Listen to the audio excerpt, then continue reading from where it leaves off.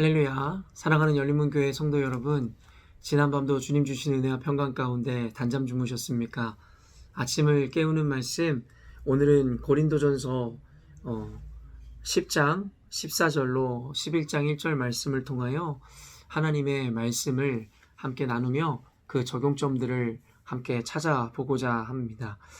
오늘 말씀도 사실은 이 컨텍스트 안에서 읽고 그 전후 문맥들을 따지며 읽을 때에 우리 가운데 정확한 어떤 말씀의 요지와 핵심을 발견할 수 있을 것 같습니다.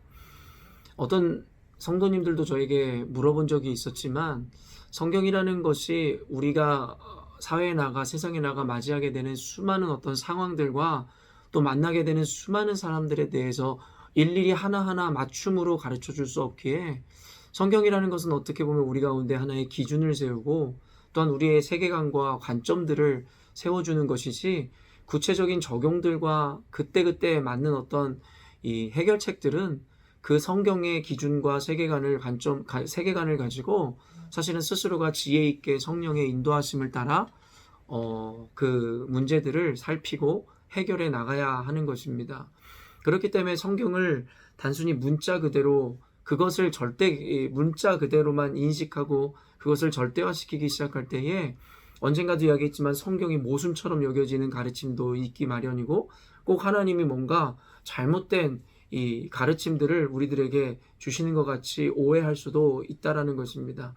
그렇기 때문에 성경에는 늘 중의적인 의미, 이 중첩적인 의미를 갖는 말씀도 있을 것이며, 또한 상황에 맞게 그 어떤 이 중점을 두고자 하는 것에 대하여 더 포커스를 맞출 때에 도리어 다른 것들에 대해서 중요하게 강조하지 않음으로 오해를 주기도 하는 것이죠.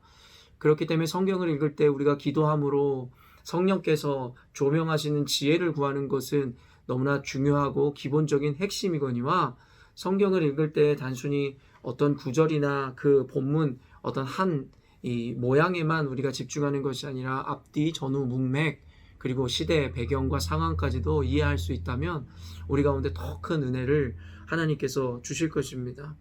오늘 본문 말씀도 마찬가지로 14절에 그런즉 내 사랑하는 자들아 우상 숭배하는 일을 피하라 라고 이야기하는 것이에요. 그러면서 나오는 것이 우상의 식탁에서 참여하여 식사하는 것마저도 피하라고 이야기하고 있는 것이죠. 며칠 전 말씀에는 또 우상에게 바쳐진 음식이라는 것이 우리에게 아무것도 아니라고 이야기했었잖아요. 그런데 또 오늘은 어쨌든 간에 우상의 식탁에서 음식을 나누고 먹는 것을 피하라고 이야기하며 그것도 하나의 우상 숭배라고 이야기하는 것이죠.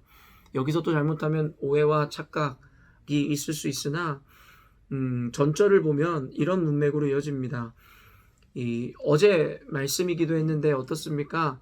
이 신앙의 승리를 향하여 달리는 경주 가운데 교만하지 말고 스스로를 연단하고 스스로를 겸손히 함으로 궁극에 주어지는 그 승리를 맛보라 라고 했던 것이 어제의 말씀이었잖아요. 그러면서 중간중간에 뭐라고 이야기했죠? 스스로 겸손하라는 것이었어요. 그러면서 선줄로 생각한 자는 스스로 넘어질까 조심하라는 말씀도 여기에 남겼고, 또한 내가 남에게 복음을 실컷 전한 이후에 도리어 내가 구원받지 못할까 두려워하노라 라는 바울의 고백을 기록했지요. 그러면서 오늘 본문이 바로 14절에 이어진단 말이에요. 그 이야기는 무엇일까요?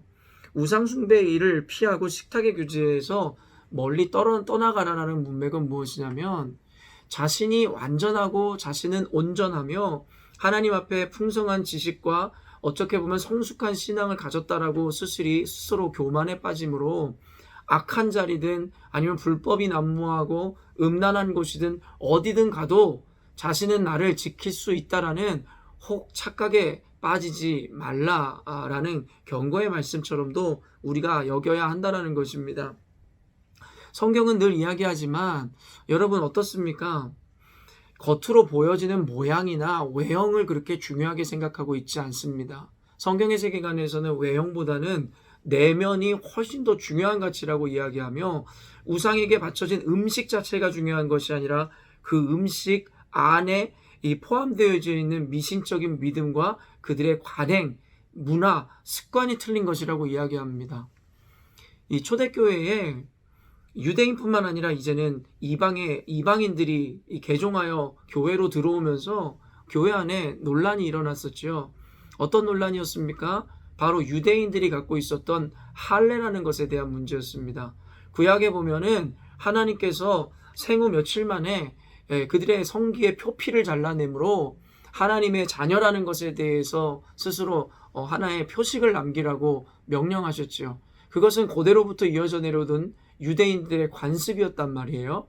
그런데 막상 예수님을 만나고 초대교회가 세워졌지만 그들 안에는 여전히 더 할례를 받는 전통이나 문화에 대한 인식들이 자리 잡고 있더라는 것이에요. 그러다 보니까 이방인들이 교회로 들어오니까 유대인 기독교인들이 그들을 향해서 너희들도 할례를 받아야 된다라고 강요하기 시작하더라는 거예요. 그랬더니 이방인들이 왜 우리가 너희들의 문화인 할례를 받아야 되냐라고 서로 악유가 일어나기 시작했다라는 거예요. 그때 바울이 이렇게 가르치고 있더라는 것이죠. 너희들이 육체의 할례를 받냐 받지 못하느냐가 중요한 것이 아니다. 너희들은 육체의 할례를 받지 말고 마음의 할례를 받으라 이야기하더라는 것입니다.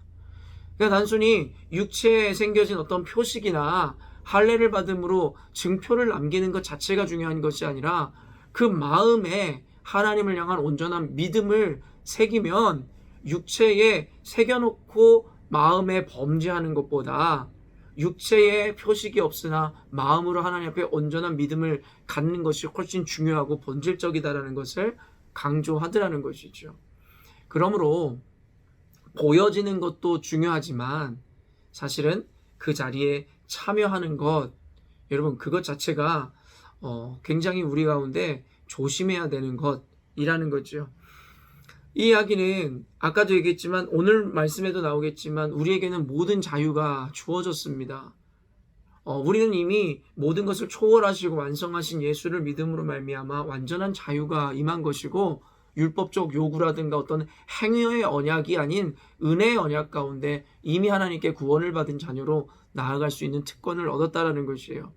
그러므로 우상 숭배를 우상에게 바쳐진 제물을 먹든 마시든 그것 자체가 그렇게 중요한 것은 아니지만 오늘 우상 숭배하는 일을 피하고 그 식탁에 나아가는 것을 피하라는 것은 그것 자체로 인하여 정죄받거나 그것으로 인하여 우리의 믿음이 변질되어서의 문제라기보다는 그런 곳에 내가 노출되기 시작함으로 조금씩 내가 하나님으로부터 내가 건강하다라고 생각했었던 신앙이라는 것이 무너질 수 있기에 애초에 그런 곳으로 나아가는 것을 스스로 막으라고 성경은 가르치고 있다는 것입니다. 여리고성이 무너지고 여리고 성으로 입성한 유대인들에게 이스라엘 백성들에게 하나님께서 남녀노소 가축할 것 없이 다 쳐 죽이라고 했었던 이유가 무엇이었습니까? 이방인들에 대해서 다 죽여버리라고 이야기하셨던 이유가 무엇이었습니까? 그것은 단순했습니다. 많은 이들은 거기에서 하나님이 비인격적이고 어떻게 이방인들을 아무것도 모르는 아이와 노인들을 다 죽이라고 이야기하셨을까라고 하며 하나님을 잔혹하게 오해하시는 분들도 계시지만 그 말씀의 포커스는 그것이 아니라 바로 하나님이 사랑하시는 이스라엘 백성을 철저하게 보호하시고 그들의 믿음이 변질되지 않게 하기 위함이었다라는 것입니다. 조금이라도 이방인들이 갖고 있는 문화나 우상들이 이스라엘 백성들에게 스며들어 그들이 믿는 유일하신 하나님을 숭배하고 경배하는 것을 떠나는 것에서 하나님께서 막아주고 보호하기 위해 하셨다라는 것입니다. 그렇기 때문에 하나님께서는 철저하게 이스라엘 백성으로 하여금 거룩한 자리에 서 있으라 이야기한 것이죠. 그것에서 실패하니 대표적인 인물이 바로 솔로몬 왕이었습니다. 하나님 앞에 온전한 것을 구함으로 말미암아 하나님의 축복을 받고 지혜를 선물로 받았으며 더불어 부귀와 명예를 선물로 받았지만 그의 겸손은 오래가지 못하고 그로 말미암아 교만에 빠져 어떻게 하죠? 하나님이 금하였던 이방과의 동맹, 그리고 그 동맹을 지키기 위해서 이방인 왕의 딸들과 결혼함으로 동맹을 공고히 하려고 하는 불신앙의 모습을 보여주었습니다. 그와 더불어 어떻게 됐습니까? 이방의 여인을 맞이함으로 그 여인이 가지고 들어온 우상들을 숭배하기 시작하고 그들을 위한 신전을 지어주더라는 것입니다. 여러분, 솔로몬을 보며 누가 신앙이 좋은 자가 아니었다라고 이야기할 수 있습니까? 완전한 왕이었으며 당대의 최고의 지혜를 가짐으로 하나님의 축복을 받아 누렸던 사람입니다. 그러나 그의 교만함이 결국에는 자신은 온전할 수 있을 거라 생각하였으나 이방인을 하나님의 금한 것을 가까이 함으로 말미암아 그가 가지고 온 우상을 섬김으로 그 인생에 치명적인 불명예를 남기더라는 것입니다. 그러므로 하나님이 14절부터 말씀하시는 우상 숭배의 일을 피하고 우상의 식탁에 참여하는 것을 금지시킨 이유는 그 자체에 굉장한 영적인 능력이 있거나 뭔가 대단한 것이 있어서가 아니라 스스로의 신앙을 지켜내게 하기 위해서였다라는 것입니다. 그러므로 우리가 예수를 믿지 않는 자들을 찾아가 복음을 전해야 되며 예수를 믿지 않는 악인들에 대해서도 긍휼을 가지고 그들 안에 하나님의 은혜들을 전하는 전달자가 되어야겠으나 이 가운데는 굉장한 지혜가 필요한 것 같습니다. 단순히 그러한 목적이 아닌 스스로를 온전케 여김으로 나는 어디든 가도 괜찮다라고 이야기하며 술집이든 음란을 행하는 곳이든 아니면 하나님이 옳게 보지 않는 곳이든 아니면 그런 사람들이든 그렇게 만남으로 말미암아 어쩌면 조금씩 나의 신앙이 하나님으로부터 멀어질 수 있겠다라는 것이죠. 그래서 23절에 이렇게 이야기합니다. 또 강조되어지는 것인데 모든 것이 가하나 모든 것이 유익한 것은 아니요 모든 것이 가하나 모든 것이 덕을 세우는 것은 아니니. 그러므로 그리스도인들에게 바울이 또 강조하지만 모든 것에 자유함을 입었기 때문에 우리에게 모든 것이 가능하지만 모든 것이 결코 우리에게 유익하지 않다라는 것입니다. 우리가 어디를 가든 무엇을 보든 무엇을 말하든 우리는 자유를 갖고 있지만 그 자유함으로 인해서 할 수 있는 모든 것들이 내게 곧 유익은 아니라는 것이지요. 그래서 성도들에게 지혜를 통하여 하나님 앞에 더 가까이 나아갈 수 있는 자리로 주님께서 나오라 말씀하시는 것이며 또한 강조하는 것이 무엇입니까? 오늘 말씀에서 그럼에도 불구하고 우리가 우리의 자유를 포기하고 그리고 우리가 자유를 내려놓아야 하는 그 당위적인 이유에 대해서 밝히는데 그것이 바로 누군가를 위한 영혼을 위한 자기 희생과 포기라는 것이죠. 성경의 전체를 보면 우리를 겸손하게 하기 위해서 우상의 식탁에서 참여하지 말고 우상 숭배를 금하라고 말씀하시는가 하며 동시에 또 한 가지가 무엇이에요? 그로 말미암아 혹시 너의 믿음 없는 친구들이나 주변의 이웃들, 사람들이 실족할까 두려워한다라는 것입니다. 하나님께서는 우리를 선택하셨고 우리를 불러주셨습니다. 그리고 영원히 자녀 삼아주시며 구원의 백성으로 불러주셨죠.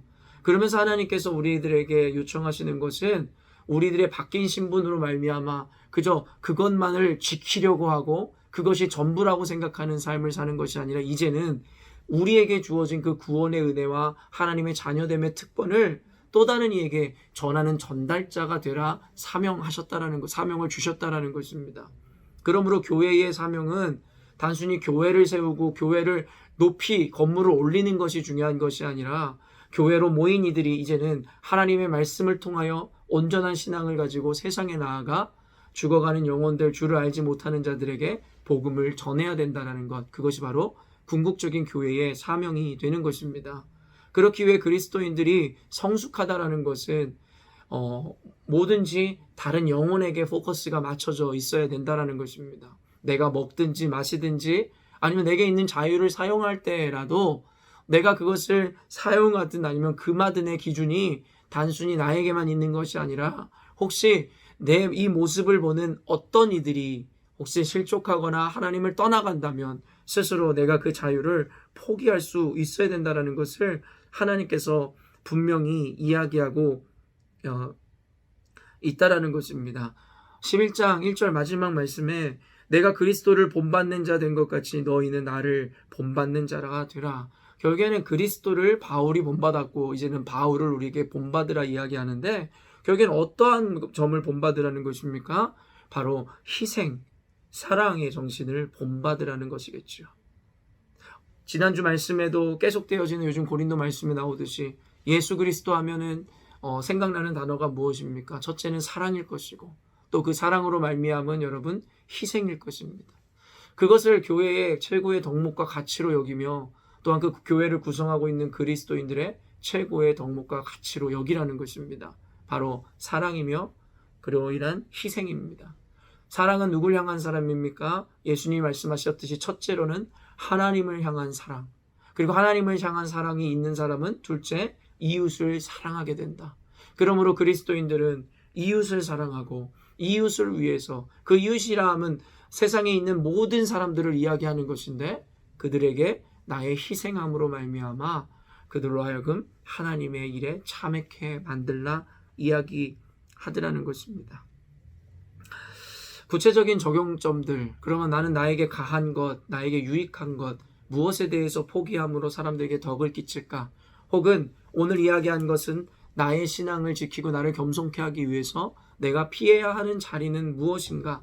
여러분, 이것에 대한 구체적인 적용점들과 그 상황들은 아마 각자가 다를 것입니다. 그렇기 때문에 제가 오늘 여러분에게 무엇은 하십시오, 무엇은 하지 마십시오라고 이야기할 수 있는 것이 아니라, 오늘 이 기준과 이 기본적인 중요한 관념들을 오늘 여러분의 마음 가운데 기준 삼음으로 말미암아 구체적으로 여러분의 각자의 인생 가운데 그 기준을 통해서 실천하고 그것들로 인해서 열매 맺는 것, 여러분들이 어떻게 적용하고 사명을 감당해야 되는지에 대해서 오늘도 묵상하고 여러분 스스로가 적용해 내야 될 것입니다.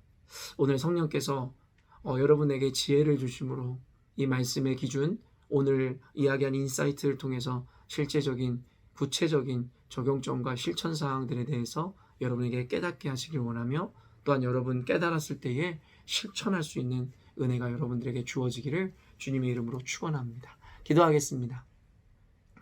하나님 아버지, 감사합니다. 오늘 아침부터 귀한 말씀을 통하여 우리 열린문교회 성도들에게 또한 귀한 기독교 기본적이면서도 가장 핵심적인 가치를 말씀해 주시는 줄로 믿습니다.